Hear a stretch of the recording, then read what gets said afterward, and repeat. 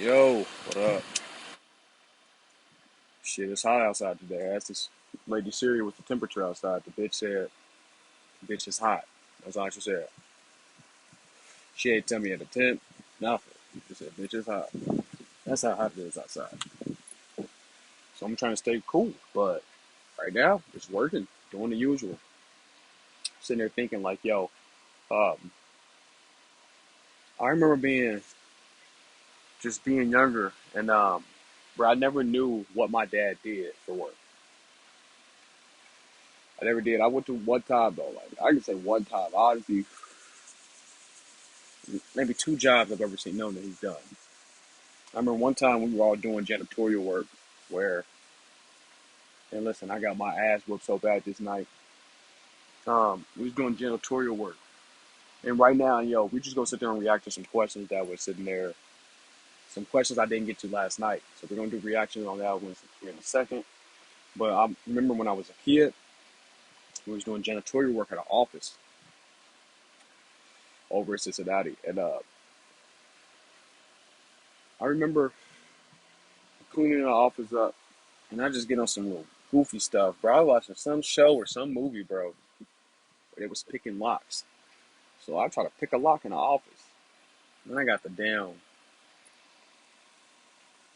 uh, what's that shit called? Paper clips inside the thing. And my dad see me in there doing that shit, but he see me doing it.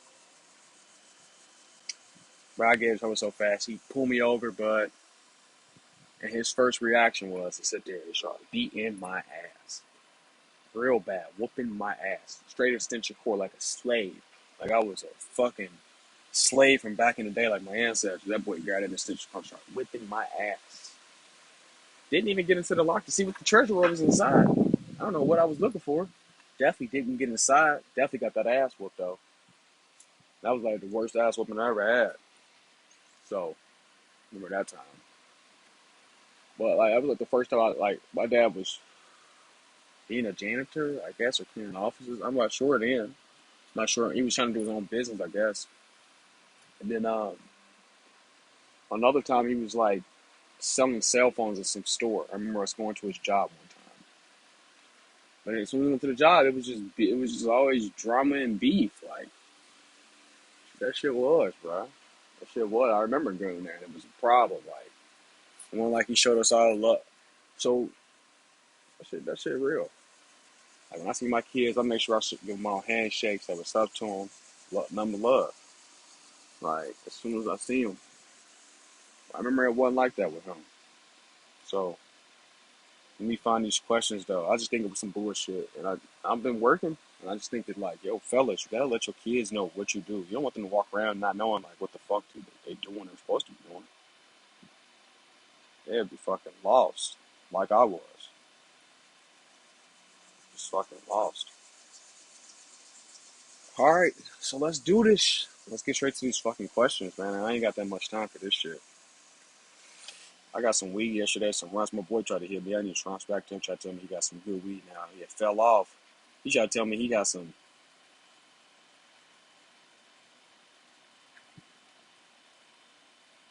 He tried to tell me he got some.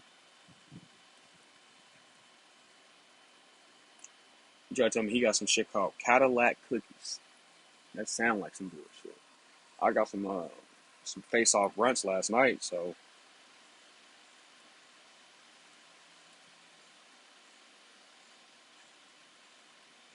but whatever. You gotta sit there and let them people doing the.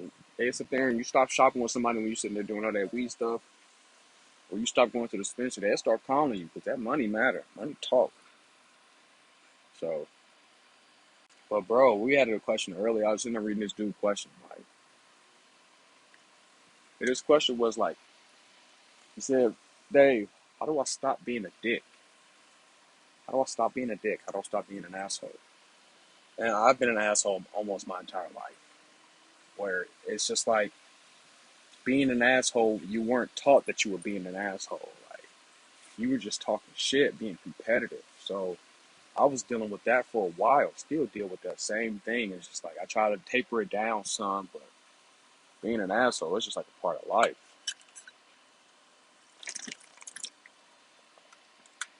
Remember, girls in school would always tell me like how much of an asshole I was. Some girls liked it, but they'd always tell me like, "Oh, you're just an asshole." Like the girls who didn't like me, they always tell me I'm an asshole. 'Cause I'm always talking shit. I'm always talking shit. So since I'm always talking shit, I'm just always causing problems with that. So one thing that you can do, yo, you gotta sit there and just treat others how you want to be treated. You really do. And don't project your feelings on the other people. I always do that. You can't project your feelings on the other people. Like, yeah, well, if I say this, this is how I want someone to talk to me. The thing is, you're not them, so that's not how they want to be talked to. So you gotta articulate yourself in a better way. And on top of that, like, work on your anger. If you're getting angry or irritated too fast, that means that you ain't got no discipline. So you gotta sit down and start working on that discipline, bro. You gotta sit down and start working on that discipline, and that's tough too. That's just growing up. And I'm not telling you to grow up, but at the same time, I'm telling you like you kind of gotta grow up. Like being an asshole is cool. You want to sit there and be funny. I'm like a funny asshole. But at the same time, like, what's the point of being an asshole to people all the time? There's no need. You just sitting there just letting your emotions control you. There ain't no need to do that. So stop doing that shit. You don't need to be an asshole. If you're being a dick and you recognize it, then it's already step one. All right. If you're being a dick and you recognize it, that's already step one. That's for real. Self-awareness and being self-consciously aware of that you're fucking up and just being an asshole. Like it means a lot. And that's a big part of growth. Like it took me a while. I used to think I didn't have a conscience. I would just do shit. So insane. I'd like it wouldn't even affect me or bother me. I was like, I didn't got a conscience. I didn't even think I had a conscience. Like, at all. So take it from me. Like, bro, just be self-consciously aware and respect others like the same way you want to be respected. And then you sit there and you gonna taper that asshole shit down. You will, bro. And it's smooth and easy. All right. Another question is, I got all these questions posted right now. I'm gonna go back to the phone in a second, but Buddy was asking how to get laid consistently. And that's a hard one. I mean, it's just that all just works on who you with. Get married. Be married. Take care of yourself. Be in good shape. Be attractive to your lady. You're gonna get laid consistently. If you just mean to have like random sex, like with different random ladies, like bro, you just go out a lot. Go out a lot. Shoot your shot. It's just like you gotta sit there and think like, bro, you just have to sit there and magnify and multiply everything. That's just what life is. If you think about that, trying to catch more fish, the more hooks you have in the ocean, the more fish you're gonna catch. The more times you go out in the ocean, the more fish you're gonna catch. The longer you're out, the more fish you're gonna catch. If you just do it every once in a while, yeah, it's gonna be tough. Like, yeah, you gotta sit there and just be consistent. That's consistency with anything. Like, if I go to the gym and sit there and lift, if I bench, if I squat, especially with squat, because you can tell right away. If I squat once a month, my progress is gonna be shit, absolute dog shit, absolute dog shit. And then every time I squat, I'm gonna be so sore because my body ain't used to it. I'm done it once a month. That'd be 12 times a year. That'd be me squatting 12 times a year. Think about how much you walk every day. Think about how that's why your legs, that's why your feet or legs don't even feel like that after walking for like a short period of time. They're already strong enough to carry your weight around. They hurt after a prolonged period of time when you put them to the test. So, all right. So let's get down to these ones that I didn't finish last night. That was two questions that we got from today.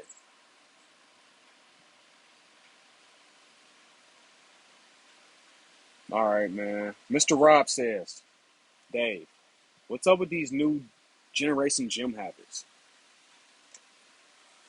Like, what's they are now working out in groups of 5 to 6, usually all their phones, while one guy works out 99% of the time. They're convincingly flexing and taking pictures of themselves.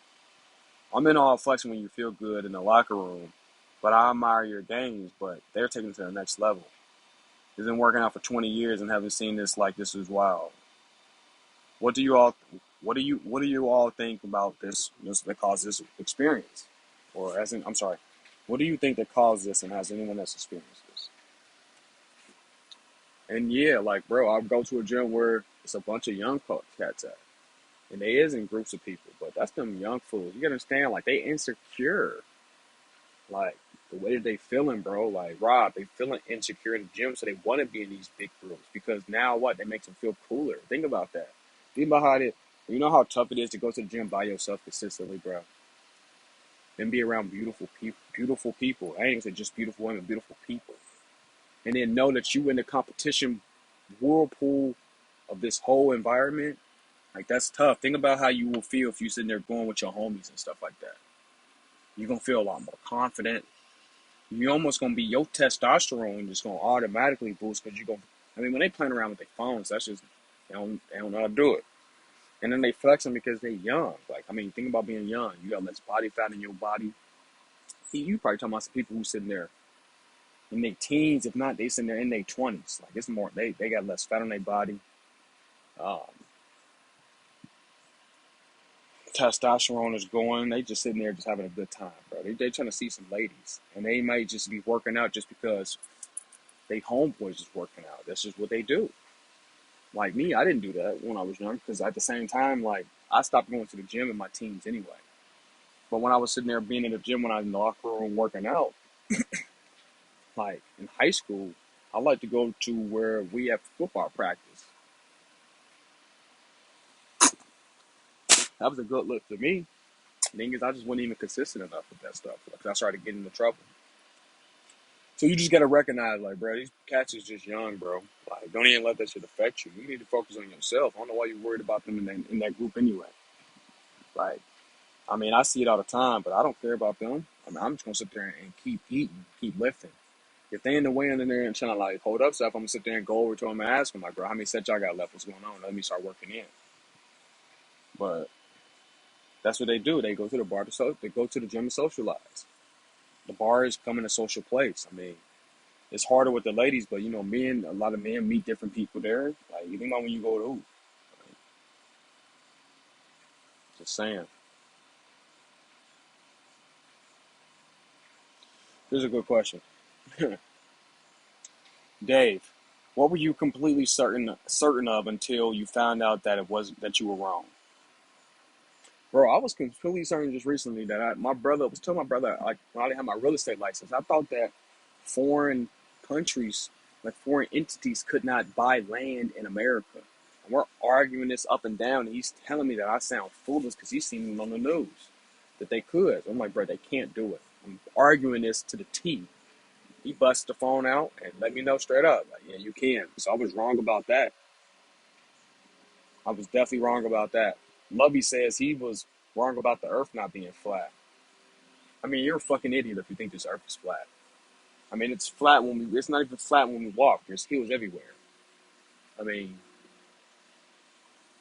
I get it. Like, you don't know if it's a sphere and we haven't sit there and seen the full photos of it and stuff like that. I absolutely get it because the fucking thing is so big. Like, we're small specks of dust in a universe, and this planet is an enormous thing that holds life. Like, this is the greatest thing in the universe. Like, and they try to sit there and say we have different places. Fuck all that. This is the greatest thing in the universe. This is the greatest planet. Do you understand that? Do you see how fucking weird and that blows your mind and there thinking even talking about it? How they try to say it's different galaxies and stuff like that and shit like that. We're just in one galaxy. They don't fucking know a damn thing. We can't even get a full photo of the Earth.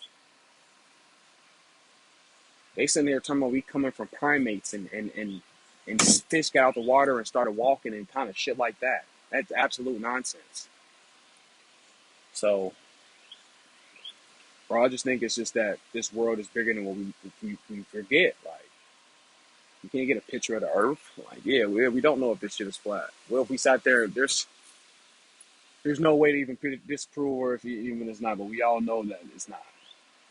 We all know that it's not. We're just flat surface. I wish we could. We fucking flipped around right over these, getting to places so fast. It's a beautiful place that like the this ship was created. Do you understand that it was even created? We don't even really know how long this shit has been here. We don't even know what the fuck is going on. We don't know shit. This is the most random shit in the world. We're a random species. Everything is random. This place is random. And what? It's just we can't sit there and run into nobody else. That's why when they say like the world is gonna end and stuff like that, we don't even know shit about that. We have no idea. We will never know. We will never know nothing ever. We'll never ever know anything.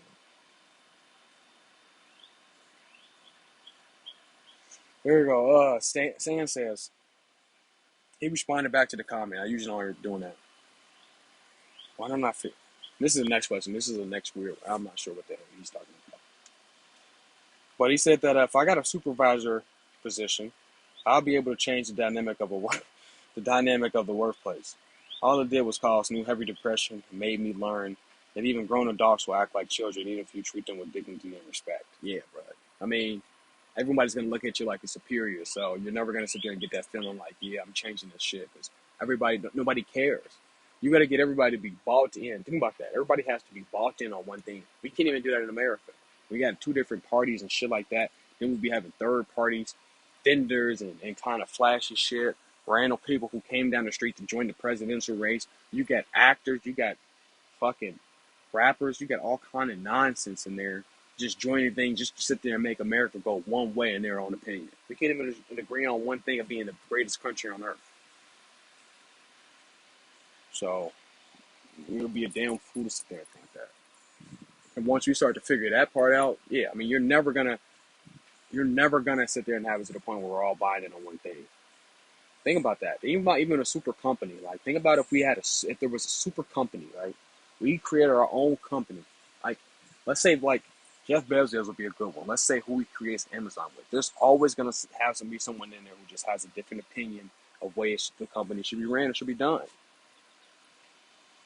I gotta get out of here though. All right. I'm gonna do like these two last ones. Neff says, "Why don't I feel anything with a condom? I have ruled out death grip. I don't even know what the fuck death grip is. I don't even know what death grip is. Unless you're sitting there saying that this shit is so tight that you can't feel nothing. I've never even gone through it. So I don't know what the fuck y'all be talking about with that random goofy shit.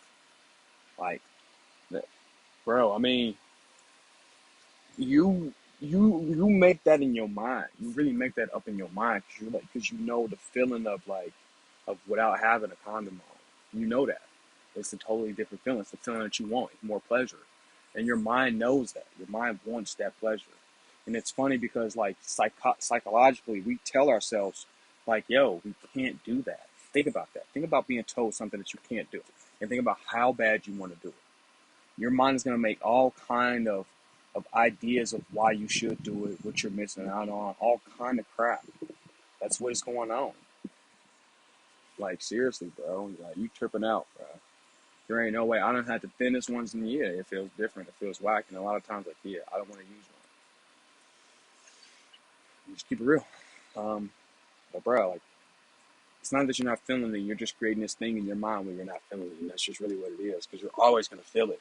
It's just not going to feel natural like it does. It's not. You have a barrier on there. You have a partition. And you're always gonna feel that way. Your body's never gonna be like, this is how I should feel. Think about sitting there touching something with a glove on. You're never gonna sit there and feel it the way you want to feel it.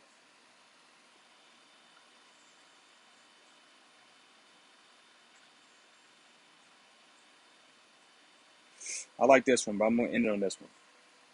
It says, Dave, you ever have depression and now don't? What finally worked? Or anyone who else can help? Like, bro, I suffer from it a lot. And I think the only thing that I had to sit there and be real with myself. And depression and despair always. I started watching this show called Alone, right? Started watching this show called Alone, where they're living in the wild alone, and they're sitting there just living like over in Canada. They're living alone, and they're just trying to sit there and be to the point where they're surviving this environment. And a lot of it has a lot of quotes on there. And there's one quote on there that says, like, why do no creature other than man like experience? He wonders, does any other creature than man, does any other creature than man experience despair? Because we do despair, depression, like just going through crap. But really, like, you know how they say, like, money can't buy us happiness. Like, it can't. It can make problems go away. You're still gonna be depressed if you're sitting there because you're not gonna. Because you're gonna be like, what can I do? I have all the money in the world. What can I do? You can go do whatever you want, but it doesn't change the regular problems that you're going through. It's like a band-aid. Because when I'm broke and I ain't got nothing, it's simple stuff that makes me go through it. Like not having enough weed. If I ain't got enough weed to sit there and smoke and enjoy my day, I sit there and think like I'm irritated. And I'm going. I don't want to go through it. Like that's your brain sitting there trying to get you already. It's almost like pain compliance. Your brain is trying to sit there and get you to sit there and do anything and sit there and take care of what you need to sit there and do so it can be happy and be comfortable. Because you achieve so much, I smoke so much that it's uncomfortable when I don't. That sounds fucking retarded. That's what your brain thinks, though. That's what your brain does. So like, depression is like also like when I don't have money, I feel like I'm low on resources, and then it triggers because then my brain knows like I'm missing out on this. I'm not taking care of this. I don't have enough of this. I'm not fulfilling this. You gotta understand it's all your brain, and your brain is a trickster. So I used to think depression wasn't real for a while when I was a kid because I was going through so much depression, so much anger as a child that was normal for me. So that was just a normal shit. I gotta get out of here. I'm gonna sit there and answer this stuff for you.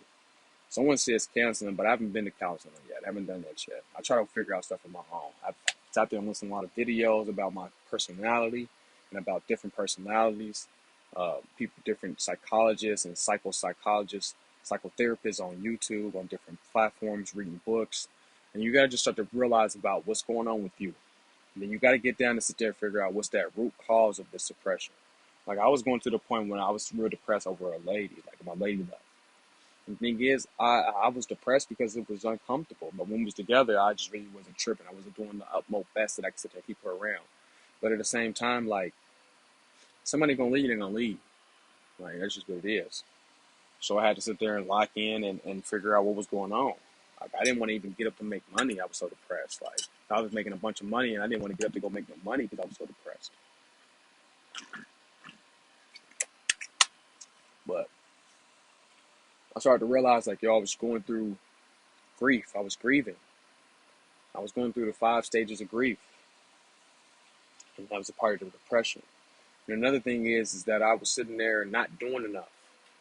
I wasn't being active enough. My body felt so tired of doing the same nonsense and getting the same results that it made me feel down. Like, yo, you just gotta sit there and learn that you're gonna feel these feelings. You're not gonna feel like you found $100 or $200, $500, $50, $20 in the ground every day. You're not gonna feel like that every day. You're gonna feel normal. You're gonna feel sad. You're gonna feel down. You're gonna feel tired. You're gonna feel angry. You're gonna feel cool. You're gonna feel like today was beautiful. But it just all depends on what you're starting your day with. And another thing is that I'll stop for real. I'll stop listening to all that dramatic, depressing music about how my lady left or how I'm going through this, how I need to take these drugs, how I need to do all this. I stopped listening to all that bull crap. And another ones, I stopped drinking because I wasn't going to sit there and just be drunk all the time. I stopped doing that. And another ones, I just started working out. And another thing is I started writing things down. When I'm going through something, I start to write it down. And another one lastly was, last 2 things that I did when I went through that depression, I started to try to sleep more. I told you I started using rain sound, starting to sleep more.